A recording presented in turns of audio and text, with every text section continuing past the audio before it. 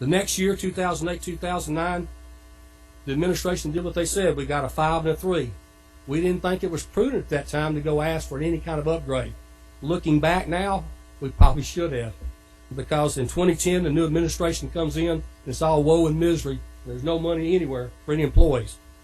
The 4.6 wage reduction, and we just now got it back last year, in 2013, 2 years ago in 2013. It just didn't seem prudent to ask for the upgrade at that time. When we went into bargaining this year, city administration told us there was not going to be any general across the board increases. They told us to look to within the division budgets. So that's what we did. We never got back and looked at the unfilled positions, but we thought that was what we were asked to do. To look, was there money inside the budgets to fund what we're asking for? We think we found it. Now, getting back to the number we got, talking to my members, people in the Bureau, the number at 113, we think we're going to lose another 4 to 6 more by the end of the year. That's what we got to work with, folks, and there's nobody in the pipeline coming. Retention is very important.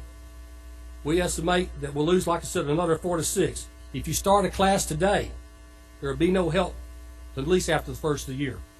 Newly hired employees go through a minimum of 6 weeks of classroom training, followed by intensive on-the-job training, during which they are monitored by a training officer. It's approximately 6 months before a new employee can be released to the floor as a probationary dispatcher. After training is achieved the necessary skills to function alone without the constant assistance by a trainer, they are released, but still must complete the probationary period before becoming a certified police dispatcher for 1 year. Statistically, 1/3 to 1/2 of all persons hired will not make it past the probationary period. Since 2009, around 61 have been hired and 36 remain. Our members have made it clear, while the increase in headcount is necessary, the pay issue must be addressed first. We have to retain the dispatchers we have now and ultimately those that are coming in next. Decisions are made by the administration, this council, or deemed necessary or made regarding health care and pensions. I'm not here to debate those, but it has many looking at doing something else. Retention of the 100+ dispatchers once again left should be a priority.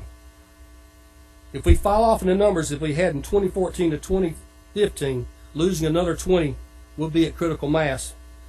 You could not maintain the minimum complement up there with less than 90. Non-emergency calls will be backed up, but just emergency calls will be backed up. Non-emergency calls will be backed up past 30, 45 minutes. People get antsy. They call 911. It's a snowball effect. We believe there's a way to solve both. The Communication Bureau holds a maximum.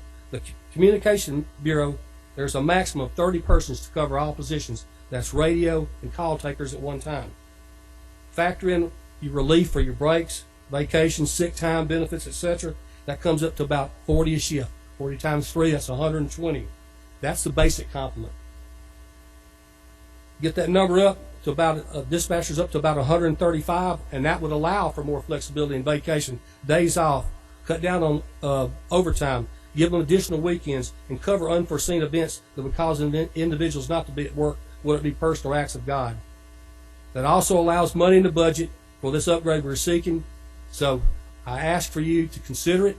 Also included in my package is our general wage increase of 2 years, where we're asking for no general wage increase for the first year with the upgrade.